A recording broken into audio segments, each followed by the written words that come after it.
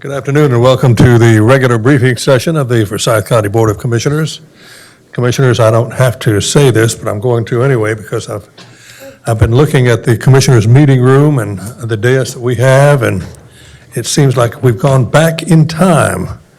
And we've got even the glass screen in front of the speaker's stand in front of us is gone. So I guess we can do anything we want. The chairs are where they're supposed to be. Ashley Sloop is sitting right next to Richard instead of out in the audience. All the commissioners are sitting together again. They're all happy. And it's just unbelievable. So I hope, the thought just struck me, what if we got, no, we don't want to get sick. So we're going to take care of ourselves here, wear masks when we need to, and not forget everything that we've been taught.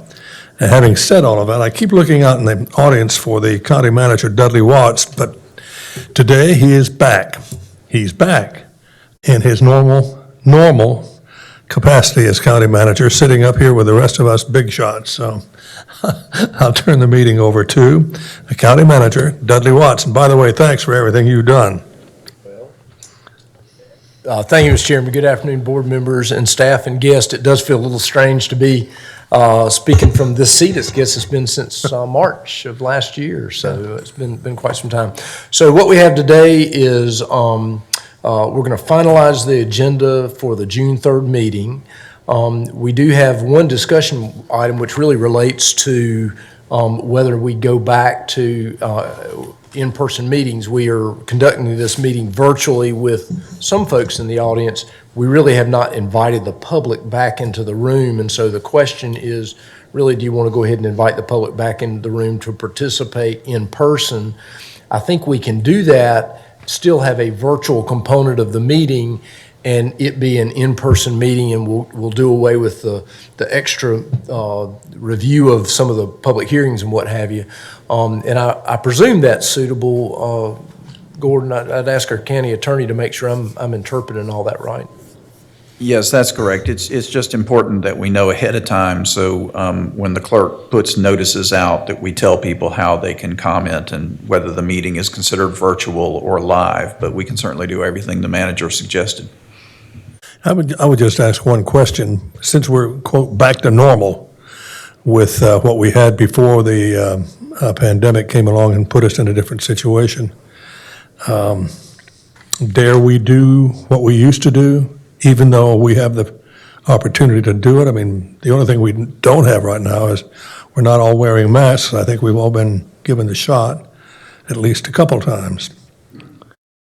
So I think the real question is, do you want to go back to inviting the public back in the room? And why don't, for the purpose of this, introduce that. Why don't we think about that, go through this meeting? I'll bring it back up at the very end. Good idea. We can have a little discussion about it. It does impact how you want people to interact with the budget process, which we're getting ready to kick off. And today I'm going to do my formal just handing off the manager's recommended budget to you, and so that's the other discussion item. And then we do have one matter for closed session. So thought we would take it in order. Let's finalize this agenda for June 3rd first, and then I'll do my formal budget presentation, and then we can talk a little bit about how to move with meetings and what have you. So, Okay, sir.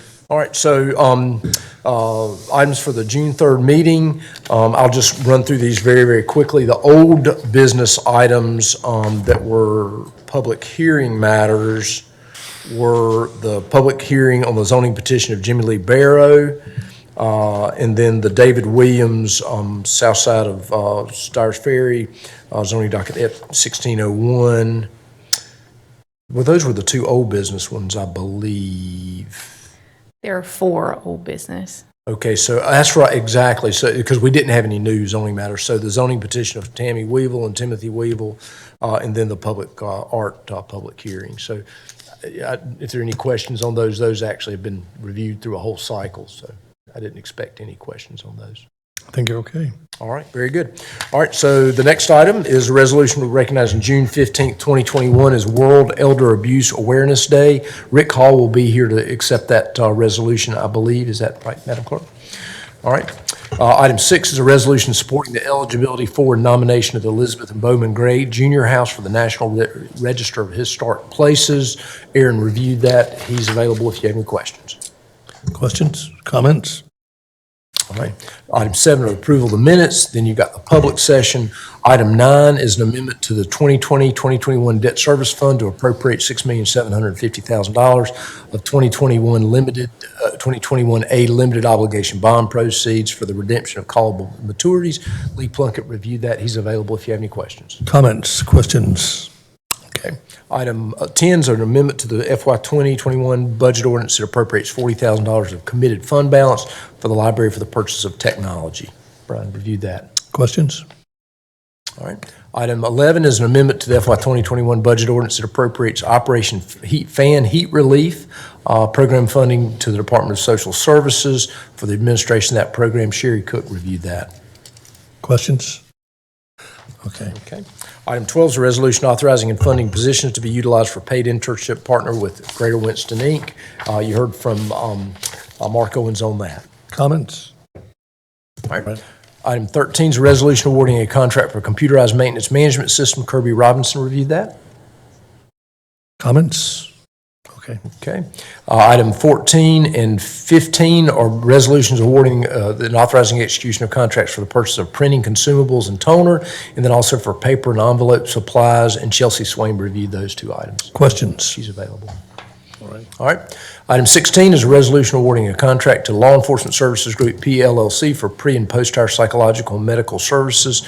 There were a few questions about that. Randy Hunsucker had sent out an email that sort of outlined one correction, because I think he did say that Winston-Salem PD did use FMRT and they do not, and he outlined what they do, and then just reiterated the reasons why the Sheriff's Department supports that.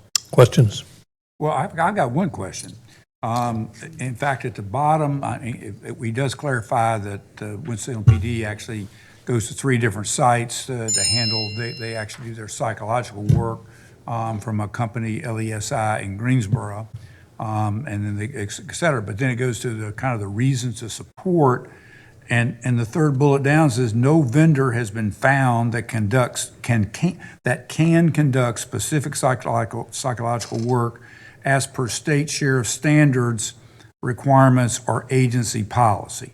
I beg to differ with that. If the Winston-Salem PD is going to an outfit in Greensboro, they obviously have psychological services that are capable of working with law enforcement. And to imagine that the state sheriff standards would limit it to a single vendor for those psychological services, I just believe is not true. I'll see if Randy Hunsucker or anybody from the Sheriff's Department's on the line. Randy, are you available? Yes, sir, Dudley, I'm here. Okay, Judy. Yeah, that is what that is my understanding, that the state sheriff standards requirements and the agency policy is a little bit more stringent than what the city PD currently has. And so, But what we did, but I don't have the specific. I would have to get back to you on specifics on that. well, let me ask you this question. Are you telling me that every sheriff's department in this state goes through FMRT? I know they have offices in about 7 or 8 cities. You're telling me that every sheriff's office goes to them because you're saying there have to be a single vendor because no one else meets those requirements? So on the third bullet says that basically no vendor and that we have been located can locate in this area. That's convenient, is what was meant by that bullet. Well, it says no vendor. It doesn't say anything about the area. It says you haven't been able to. Well, it has to be in driving distance, so we're not going to send folks to Fayetteville or Asheville or Charlotte. So, Well, there are a whole lot of people who do this kind of work online. They do that. They do those consultations and so forth online. It just seems like you want to stay with them. I hear you. The price is not outrageous, at least from my general ballpark of what I think that price kind of runs for. But I think personally, you know me, I agree that you ought to be putting an RFP out for the service that you need, and you ought to bid them. And that way you're getting kind of clean, stuff back, and I think there are probably other places that can do this. And I wanted to add, after I've been asking around, it doesn't seem that there's 100% consensus that everyone's happy with FMRT here internally. So we are open to starting some sort of looking at some other service delivery options for this thing. All we'd ask for is just give us a little time to do that so it can be well coordinated. And we are committed to do that for you guys. So this is a one-year contract? Yes, and if we can find something, 6 months from now, all of our contracts have a sort of a kill switch, if you will, or we can amend the amount down and use those savings to enter additional contracts with different vendors. Well, we just need a little time to do that investigation. But we're willing to do that, and we'll look into it. I think that'd be great. I just think you ought to see what's out there, legitimately. Any other questions for Randy? All right, Randy, thank you. Item 7 is a resolution authorizing the grant of a right of entry agreement to by Northwest Consulting Incorporated to access real property located at 400 West Haynes Mill Road. Chelsea Swain reviewed that. That is that little piece of property up by Old Cy Works that would. Questions? Okay. Item 18 is a resolution authorizing execution of an assignment of hangar lease at Smith Reynolds Airport from Truest Bank to Mount Arrow Properties, LLC. Gordon reviewed that, and I know he's got some other information to share with you perhaps in closed session. Questions or comments? Well, if you have other information to share with us in closed session, is that what I understood? That's correct. Well, prior to that, I would just say we all received a letter today from the Airport Commission, plus I've had some phone calls. I appreciate what Gordon has done, and I honestly believe that Gordon is correct in his interpretation of the contract. However, we appoint these folks to serve on these committees, and they spend a huge amount of time serving, and they have a concern about this contract, and they would like to contact an attorney to give another opinion. And I really don't have a problem with that, and I think Gordon understands it. It's no reflection on Gordon whatsoever. I'm just trying to accommodate this board that we appoint to oversee the airport, and so I don't have a problem with them being able to contact another attorney. I agree with you. I would love to continue it if that would be okay with you all until they can have another opinion and we can hear from Gordon. Yeah, I think there'll be some. It is a topic in closed session for attorney-client privilege, so maybe hear that, and then if there's some direction to pull it next week, we can. Okay, So, all right. All right, thank you. Item 19 is a resolution approving refunds by the tax assessor collector in the amount of $1,332.49. John Burgess is available if you got any questions on that. Questions or comments? Okay. Okay, let's see. You've got two reports, contribution-based benefit report and also the human resource report for the month of March 2021. We did have the added item after the discussion item around the two properties that Kirby and his staff had worked with and had received some bids on.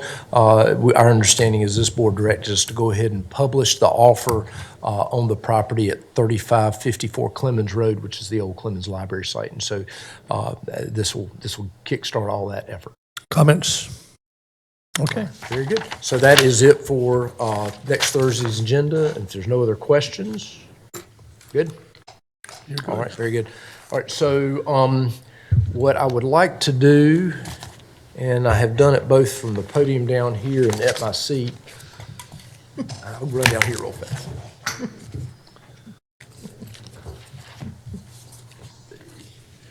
All right.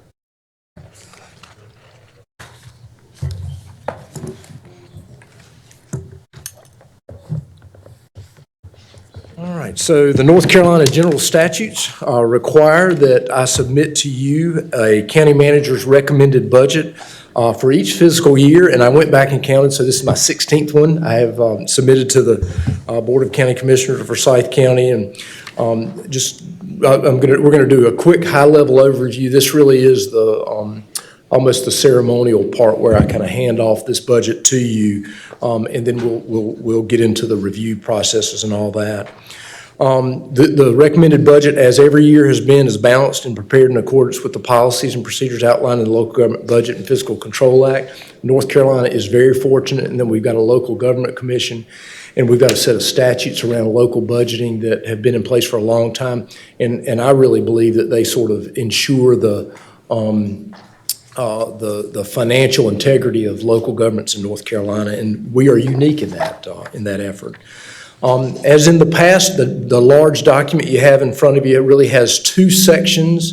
And I know it's got lots of subsections in it, but it really is the continuation budget, which is my estimate and really staff and lots of great staffs work over a long period of time in making a determination that this is what it costs to continue operations moving into the next fiscal year. The second section is really the section is the alternate service level part, and that is where there's full transparency in this, in that everything that departments have asked for, we've included in the budget somewhere. What's not in the continuation budget is in the alternate service level budget, and those are really opportunities for you to look at those and fund those expansions to county government. Sometimes they are shrinkage of county government. Sometimes it's just a change of operation, but it really is the way we present to you how things would change from year to year. And so hopefully that makes sense. I think it served this organization well. It was not created by me here. I learned it from a guy named John Bauer down in Pender County, who was, frankly, sort of a brilliant person in how he designated that. And so it's fairly common throughout county government now. He had a big role in that. The goals have not changed. Those are the same goals that we have worked on through the years. We conservatively estimate revenues and expenditures, realistic in conjunction with performance, and continue to improve the efficiency and effectiveness of county programs. I've said it before, but I firmly believe that you could not balance this budget year over year if you didn't have a significant number of cost savings every year in every single budget. The revenues really just don't grow enough to make that happen. And so we tried to embed that in sort of the philosophy and the culture in county government. We want to present a budget that maintains acceptable levels of service, but we really want to present it to you in a way that there can be policy review of that. And at the end of this, our goal is really not for this not to be a staff-driven county manager recommended budget. It really is, our goal is for this to be the community budget that's decided by and has your fingerprints on it as elected officials for Forsyth County government. You've got a lot of fiscal policies that we've developed over the years, and they've served us well. We've adhered to those. Those are the 18% debt ceiling policy, the 14% fund balance target we have tried to adhere to. The debt leveling program has expanded, and we've adhered to that, and that's a big part of this budget. A new policy that we implemented a year or so ago has been the establishment of a debt service fund. I think it's serving us well because it's very transparent about how much of our total budget is going into debt. It's very the off-book sort of accounting transactions we had to make to sort of take the debt service reserve out of the general fund budget really kind of goes away now that we've got a debt service reserve and the debt service fund, and you can very clearly see how those dollars interact. And then a multi-year approach. We know that whatever happens in a single fiscal year isn't. They flow from year to year, and we want to execute a budget and a management that avoids shifting additional cost into future years. Lots of local governments have gotten into that problem, and we've stayed away from that. New revenue considerations this year, but it's an interesting budget. It's actually one of the most interesting budgets I've ever worked on in my career. A big component of this is the quadrennial evaluation. As you know, by law, local governments have to do a reval at least every 8 years. We're on a system here where we do it with county staff every 4 years. That has served us very, very well. And this quadrennial evaluation we've been on a roller coaster ride, because as you know, when the economy tanked in 08 and 09, tax values fell dramatically, and it's taken us a number of years and a number of revals to get out of that. This is my fourth reval since I've been with Forsyth County, and this one has been strong. It's been we've got good growth. I think we've got about 13% growth in the tax base over that 4-year period, and I think it has accelerated in these last couple of years of that. But good, strong evaluation. Sales taxes are strong, which has been a mystery. And it's been just an interesting swing from last year when I was standing in front of you. We were expecting, the state was telling us to expect a 40% reduction in sales taxes. And as you know, we worried, but we budgeted at 15% reduction, and we really came out and we were almost flat for the year. And so it was just a very interesting set of circumstances there. We spent a lot of energy, and Kyle and his staff spent a lot of energy projecting where sales taxes are going to be when we close out this fiscal year. We are expecting continued growth just because of the amount of federal stimulus money and really the amount of economic energy that exists right now. I think it's all palpable. I think we can feel it. We know that that businesses are having a hard time finding employees. We are having a hard time finding employees. And so we know there's just a lot of energy in trying to get the economy back on track. But sales taxes are strong. We expect them to stay strong through this period. I've got to say we were a little less optimistic about what they're going to do in the second half of next fiscal year. And so we didn't estimate a lot of growth over year growth because that seems kind of uncertain. But there's a good, accurate, strong sales tax estimate in this year's budget. Federal stimulus packet payments have been a game changer. That clearly has impacted this budget. There is lots of one-time money to do transformational things, and we've tried to be smart about how we integrated what we know about the federal stimulus package, particularly the American Recovery Plan Act part of that, into this budget. And so we've got a plan that we'll talk in a lot of detail about, and hopefully it kind of meets your goals. On the expenditure side, the same kind of expenditure drivers that we've had year over year. Obviously, support for the schools is usually our largest expenditure area. It is again this year, and it's really driven in a large sense by a lot of new money, about $6 million of Article 46 sales tax money that's going to be going into next year. That is going to position us really well from a competitive perspective with teacher supplements. And so that is exciting. The goal was to try to get in the top 5. I think we got to number 8, if I remember the last report we saw, but we still got some room to go. Getting in that top 5 is tough because just the delta between the ones that are lower in the level that the top 5 pay at.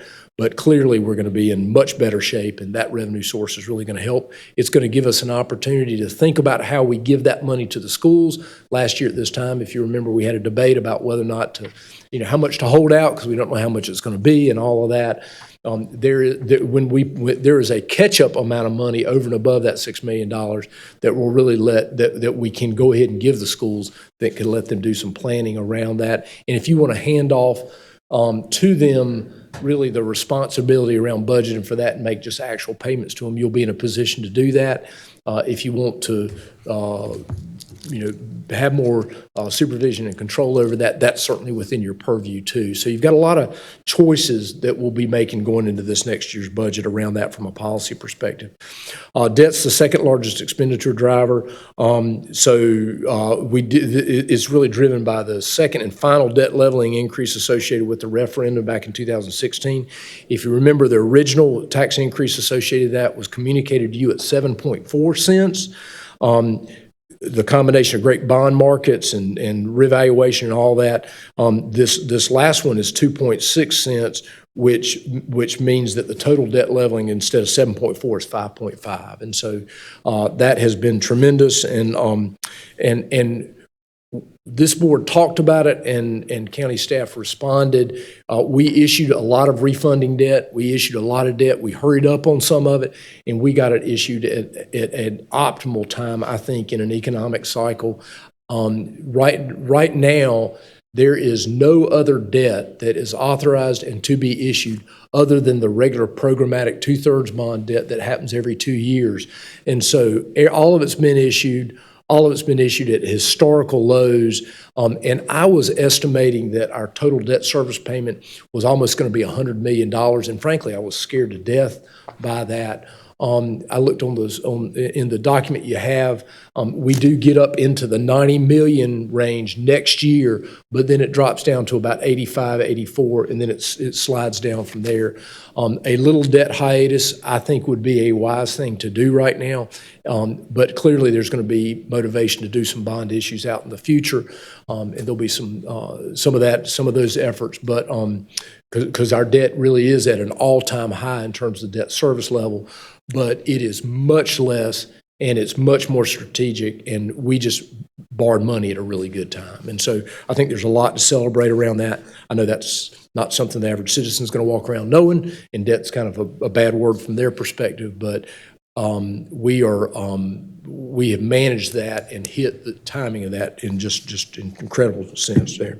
The last driver that's really throughout this budget really is the same struggles as other organizations around compensation, recruiting great employees, retaining great employees, and all that. If you think about the efforts that are out there around raising the minimum wage to $15 per hour, you've got an aging workforce. You had lower enrollment in the community colleges and in colleges over the last year, so you don't have you have people who were going to be graduating that are now kind of pushing that off. And then you have pandemic unemployment benefits that paid a lot of folks more money than they were making in their jobs. It really was a disincentive to going back to work. You have all of that, and I think we're sensing that pressure in our workforce system right now. You hear private businesses say that, and that has affected us as well. We're tackling it from two perspectives. We're not recommending a $15 per hour minimum wage, but we are recommending, and it's implicit in the continuation budget, is a comp and class. We normally would not trigger comp and class adjustments, really moving ranges for positions until they're 90% of the average, and that always caused us a little bit of a lag. This year, we're saying, let's go to 95. So we're going to trigger, looking at those, how much we pay employees at the 95% level. We'll go into a lot of detail about that, but we've added money into the pay system to do that. And then we've also increased the performance-based pay program back up to the level it was before we reduced it last year. So for employees, it'd be a 0 to 4% adjustment based on how their performance plays out. And so those are the two ways we're tackling it. I think it's got our lowest classification at about $9.80 some odd cent now. So we're not sort of arbitrarily saying everything's $15 an hour, but we have kind of moved everything up a bit. So there's that, and then beyond an expenditure consideration, really the other thing that's in this budget, and I mentioned it before, is really the American Rescue Plan Act. We have closed out the CRF dollars that came in the first federal stimulus. We've managed through that. We've closed that out with the federal government. We're in great shape there. Some of those dollars are in the current budget and are impacting us, and the board took an action to really to recognize those dollars and apply them to debt. And so that'll be something that will be handled in this year. But the American Rescue Plan is part of this continuation budget, at least part of it is, and then we're going to follow up with a process, a strategic budgeting discussion that really needs to happen around how those dollars can be used in the community in the best manner possible. So, that is that's that part of it. I pulled the last page I wanted to talk out. Let me talk about just a few specifics so you got some talking points, because I know Commissioner Linville is going to want to know this. So our current tax rate, ad valorem countywide rate, is 74.35. So 74.35 cents per $100 valuation. The recommended increase in this year's budget or recommended tax rate is 68.22. So we're dropping it from 74.35 to 68.22. That includes a 2.6 cent adjustment that is related to debt leveling. So you could do the math, you could take 68.22 and take 2.6 out of it. That number is what our revenue neutral rate was. And so we are delivering to you a revenue neutral budget, except for that 2.6 cents rate that's associated with debt leveling. And I'll just enter, it's 68.88, not Thank you. 68.22, I'm sorry, 68.88. because the other number is 68. Yeah, I got you. Yep, thank you. Thank you very much, Kyle. I wanted to talk a little bit about penny rate equivalent, because that's something that everybody always wants to know. The current per penny amount is $3,738,525. With the with the impact of the revaluation, our new per penny tax equivalent is $4,227,725. So we've gone up from about 3.7 to about 4.2 million that 1 penny generates in this county. Wow. So very, very good. There is, in the recommended budget, there is a total of 11.6 cents that is really dedicated to debt leveling. And so not many communities do this, but I'm proud of it. And I think the board has been smart in really taking our debt leveling levy associated with paying debt and our base levy and really distinguishing those two against each other. Primary revenue sources, property tax and sales taxes, they comprise about 76.7% of the total general fund revenue. And that is down slightly, but it's mostly a function of how we've integrated some other revenue into the budget, which you'll see when we go into detail. The fund balance appropriated for, is always the target for reversions, and so that target is about 94%. So we've used that. And then I want to talk a little bit about what's available for appropriation for alternate service levels.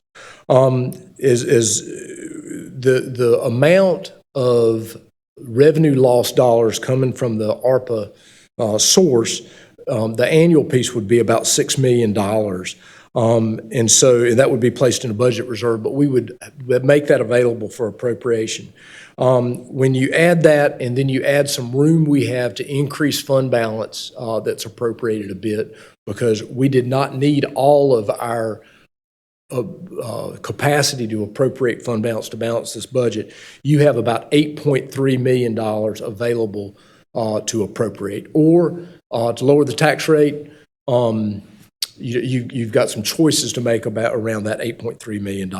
You do need to sort of do that, I think, in context with the ARPA money. That $6 million is going to be there for 3 years. We know that, but there is a cliff after that, and so some sustainability issues are going to be a concern, predominantly a concern maybe in years 2 and 3 of this budget. But that is how we manage through that. So those are a big picture looks at this budget. I'll talk a little bit about the schedule that we're going to go into, but before I do that, kind of the last thing I wanted to do is it's been a difficult year with COVID and everything else that's been involved. But one of the things that has been a real pleasure this year is we've had actually no turnover in the budget office, and so the budget analysts that helped us with this year's budget are veterans. We do have a lot of turnover in those departments because a lot of times that's the position that folks get into county government and go into other positions and get some promotions out of and go into management in a lot of cases. But we've had the staff down there has been here. They've been through these budgets with this department through the year, and so we're really thankful for that. Kyle's done a fantastic job. It was he's over there working like crazy. The nature of the work this year has kind of kept us apart a little bit, and he delivered this up. He's done a fantastic job with it. It's really, it's just been a great process this year. The department managers have been tremendous. We were real clear with them as this budget developed, and they put together, I think, good conservative budgets, really in a time when dollars didn't feel as scarce just because of the stimulus money. I think they care about the taxpayer as much as anybody does, and we really do have a culture of these budgets don't need to reflect any more money than they need to operate on the year over year. The elected officials were great. Sheriff Kimbrough and Lynn Johnson with Register Deeds were fantastic throughout the year.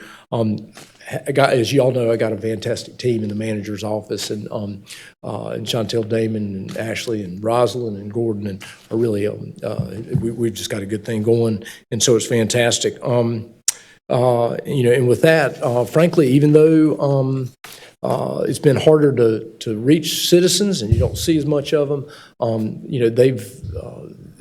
there's been kind of a lot of support, and the conversations that I've had with citizens around kind of where county government's going, especially related to this budget, has been really strong. So with that, I present to you the FY 21-22 annual budget for your review and consideration. From a scheduling perspective, we will be in this room next Thursday at 9 o'clock. Is that?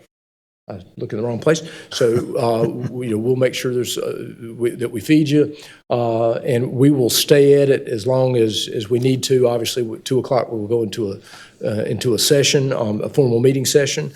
That next Monday on June 7th will be the public hearing. Again, one of the questions we need to talk a little bit today is whether or not you want to invite folks into this room to make those presentations, or if you want to rely on it solely virtually, or a combination of both maybe. So after Monday, Tuesday morning, as we have done for the years I've been here, and I think many years before that, we'll start budget deliberations, I believe, at 9 o'clock on that Tuesday, Wednesday, and Thursday. If you get through and don't need Thursday or don't need part of Wednesday or whatever, that can certainly happen. And then we'll be prepared to vote on it if it's your will on June 10th. Obviously, you don't have to have an adopted budget in place until June 30th, so you got the rest of the month to put the fine-tuning touches on this or to wrap it up. But that's what the schedule looks like. I just appreciate the opportunity to serve you and serve this community, and hope this budget process is what you need. So. You used the word fantastic, and sitting next to me is Ted Kaplan, who used the word, I'm glad you're not going to say he's fantastic. he used the word amazing. Yeah. But all this time, all the commissioners have been listening very carefully, including Richard Linville. But Vice Chairman Don Martin has been taking notes, so we'll start your comments, commissioners, with Don Martin. Well, the comment I have is there any reason, this is a logistics question, did we not used to always have the detailed presentations in the conference room on the fourth floor instead of having it in here? Yeah, if I said in here, I meant we can do it on the fourth floor. You did say, at least I heard you say in here. I think I said the public hearing, but maybe I did. So, in yeah. fact, I think we were planning on it being in the fourth floor. I can rearrange some stuff. Okay. Uh-oh, we were It's not okay. planning. Yeah. Oh, sorry, I'm looking for Ashley down here. We can make some arrangements to have it down on the fourth floor. That's no problem. Would you prefer to have it on the fourth Well, floor? I think it's a better place to meet and ask questions, and quite frankly, sort of see and having to look through here to look at slide stuff is a lot better. Screen down there, I think. That's my personal opinion. If everyone does not share that, I mean, we can sit right here. Is that all the comment you have on what Dudley said? Well, what I did in notes, I took down the key sort of the parameters of what he described in the budget, and I think I've sort of got all that. So. Commissioner Linville, we'll start with you and come down the road. How's that? Okay with me. Okay, sir, you're on. You can talk. Oh, about to comment on the budget? Yes, sir. Or the meeting where Don wants to. Everything we're talking about, whatever you want to talk about, it's fine with me. Now, I don't have any comment about the budget, other than we'll review over it. And then if Ms. Mark wants to meet on the fourth floor, it's okay with me. The rest of them wants to meet here, that's There you go, okay. Don. Tanya McDaniel? Thank you, Chairman. The only question that I would ask is if Kyle can make available to us the spreadsheet for the appropriations, that we can have the checkoff boxes so I can talk alongside my colleagues about those appropriations. And I do like the fourth floor as well because I like to utilize the whiteboard. So thank you. And I do have, the sort of the question I have is that as we think about this budget, I sort of picture three things. We got the ARP money, the American Rescue Plan Act money sitting out here. And we do know there's some money, an amount that we can take out of it to recover lost revenue, which is a sort of a separate budget. It's kind of another one-time money, but it is up to our discretion to spend totally. And that amount of money, I'm sort of thinking of as sort of a second item, because there's discretion there. We don't have much, we will not have full discretion on the ARP money, but the amount that we bring over that's repaying us for lost revenue, we will have discretion over, and that would be sort of a second budget.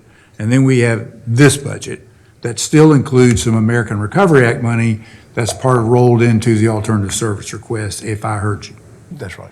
So is it fair to think of them as sort of three pots? Our current operating budget and that revenue money that we'll get out of ARP, and then the remainder? Yeah, I probably think of it as two, really two processes. This budget process, which we've pulled over the 1 year part of the ARP money that is the revenue loss money. And I've got probably that incorporated kind of into the discussion about. When we start looking at where is that? It's about 18 million. That's going to be considered. It's not one-time money, but it's limited. I mean, it's going to be the 3.5 years, whatever time. It is one-time money in reality. You can spend it for 3.5 years. That's correct. And so what we've done is we've moved that 18 million into a reserve fund, and we're anticipating using 6 million of that, 1/3, in the current fiscal year budget. Oh, that's what I when you said the 6 million, I was thinking it was some of the leftover American Recovery Act, the other money, the other tranche of money that we got from the feds. Yep. So you're proposing to use 6 million of that in this. That's a part of the 8 million. That's 6 of that 8.3. That's right. And then I'm glad I a whole asked that. separate discussion on the ARP money. And what I did with alternate service levels is, because so many requests were coming in, I just said, if you've got an ARP request and you want to send it in as part of this year's continuation budget, send it on in. We'll try to make some determination about which ones of them might be eligible for ARP money, and you'll just be on the record asking now, because otherwise it was going to get confusing, and I would be telling people not to send us a request, and then, and you know, because they don't know exactly, it's hard to even describe exactly how we're going to do it, but we'll push those ARP requests off to some other ARP process, and then if you want to take proposals for that money, in addition to the fact that you've already gotten some, you can do that. It would certainly be nice if we could pull out the alternative service requests that might be eligible for ARP, or that people thought it might be ARP, because we're kind of not, because I think that needs to be looked at differently. I agree, and that was actually one of the first things we're going to do that Thursday in the review session, in the detailed review next Thursday, is we'll give you something that, to the best of our knowledge, and Gordon can probably talk to this better than I can, but you know, when you read the guidance, the Treasury guidance has been issued, you know, you have to ask yourself, for each one of these, how does this fit into the areas, the criteria that the ARP funding, you know, Right. so.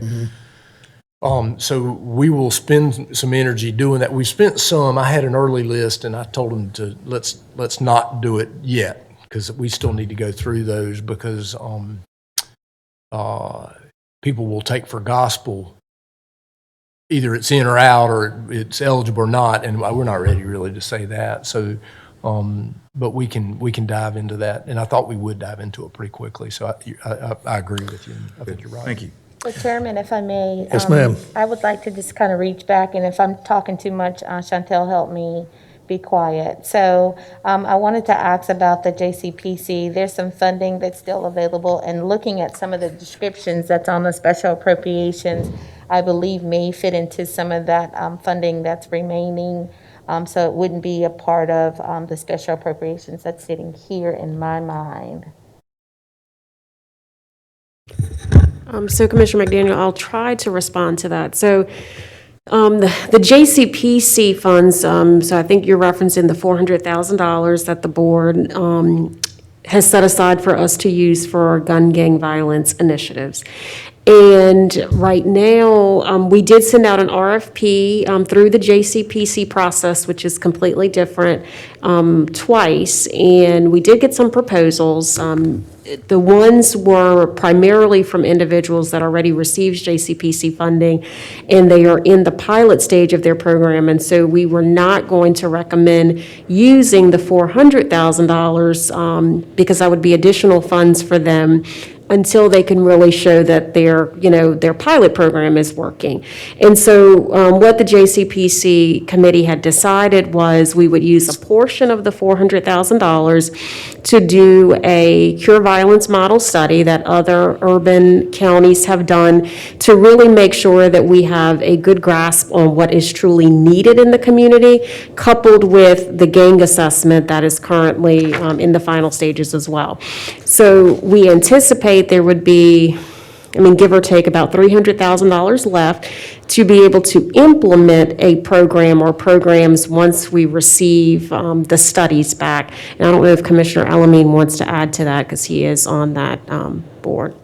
Yeah, just one comment, if I could, Mr. Chairman. Go right ahead.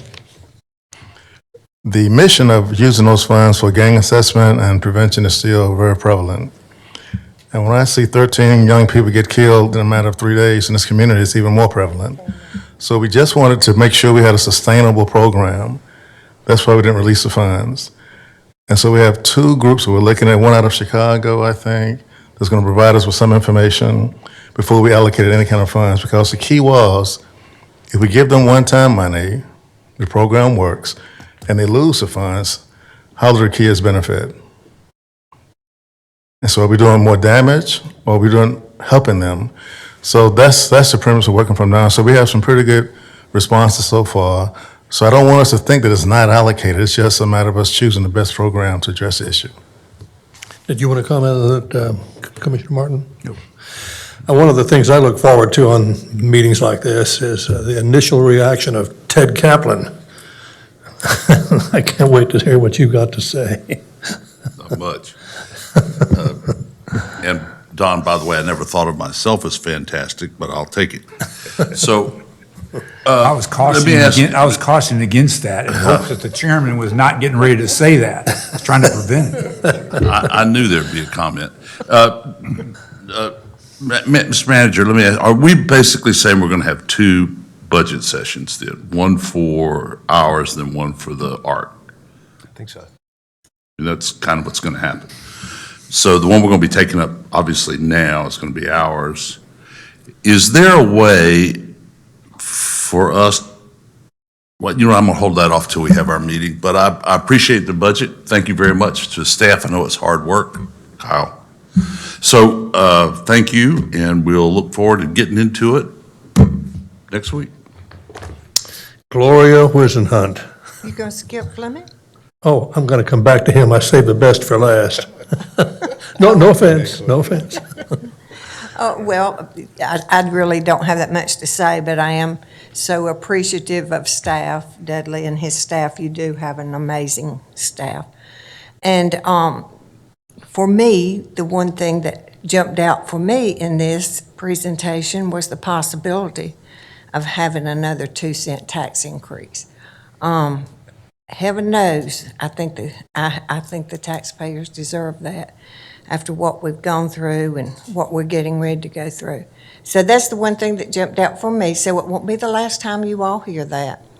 And I'm in favor of opening up the meetings in person, or if people want to call in, that's fine too. But I think during the budget especially, folks ought to have the opportunity to come here and look us in the eyes and tell us what they think. Dudley, what's the total budget figure, the top figure? 503? 503 million. Okay. Fleming Elamine. Thank you, Mr. Chairman. First, let me just thank Dudley and his fantastic crew for this budget. It's a lot of homework to go through, but thank you anyway. But it's really a fantastic budget. I had one arithmetic question and just in a comment. Is my arithmetic correct to say that there are about $56,177 of ARPA money remaining? Sure. So we have a good problem to work with then. They call good trouble. And then there's a county called Pender. Do they have a beverage they sell down there sometimes, made out of grapes? Muscadine. Yeah, wine. Thank you, Dudley. I'm looking forward to allocating these ARPA funds to benefit the community in a maximum manner, hopefully, that make a transformational benefit to the community at large. Thank you very much. Are we transforming muscadine grapes? I'm trying to get this straight here. Well, I think all the commissioners have had a pretty positive reaction to what you presented, Mr. Watts. Now, this is June 3rd. What do we do Monday? What time do we come in here? So the next steps for this board will be next Thursday. Next Thursday. We won't be in here Monday. Yep, next Thursday at 9, and I believe we're going to try to be on the 4th floor. So, and we will start it then and really just do that. The goal of that session is for y'all to walk out of that and really get all your questions answered and get a handle on Yeah, I just all wanna- $503 million of it. That next Monday would be the public hearing, and is that a 2 o'clock public hearing? Yes.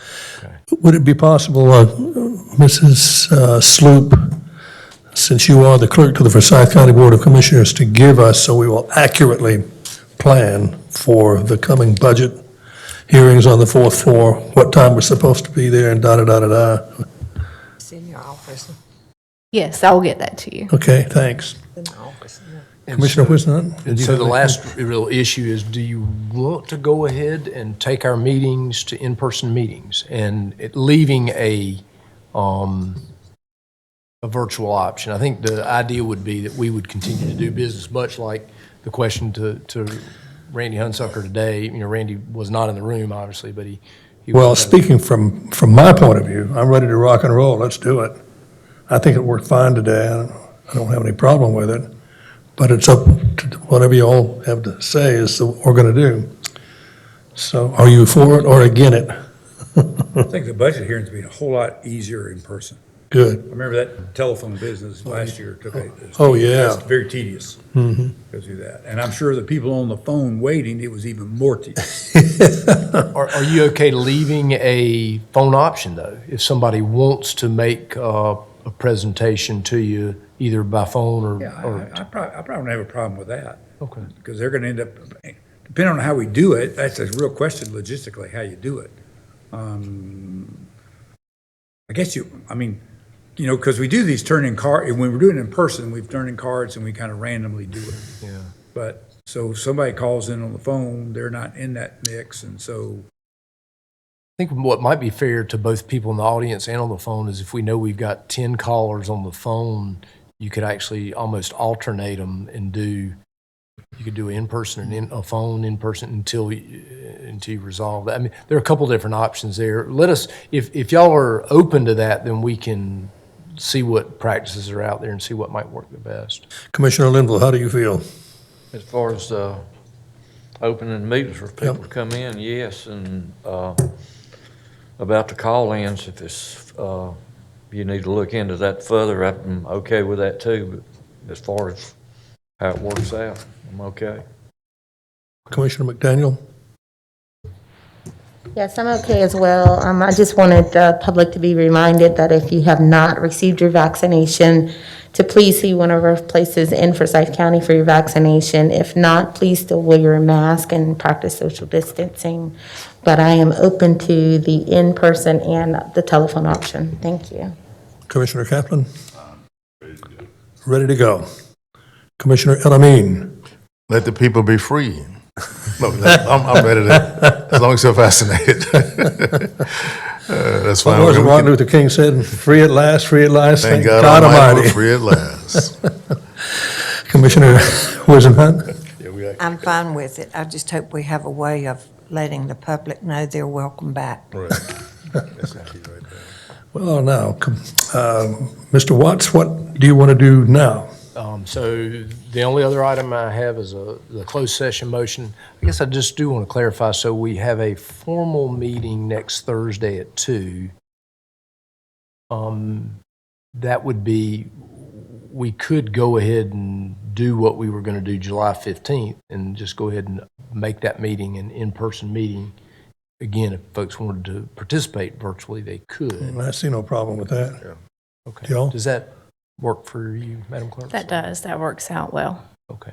All right, so we are back The normal. to normal. Well, whatever that is, that's right. All right. The only other matter I have, Mr. Chairman, is the closed session motion. Oh, see, go right ahead. All right, need to ask the board to consider a motion to go into closed session to discuss one matter, to consult with the attorney employed or retained by the public body in order to preserve the attorney-client privilege between the attorney and the public body, which privilege is hereby acknowledged pursuant to the provisions of North Carolina General Statute 143, 318.11A3, and since there's no other business to come before the board at this meeting, following the closed session meeting will be Motion made by Commissioner Kaplan, I'll second it.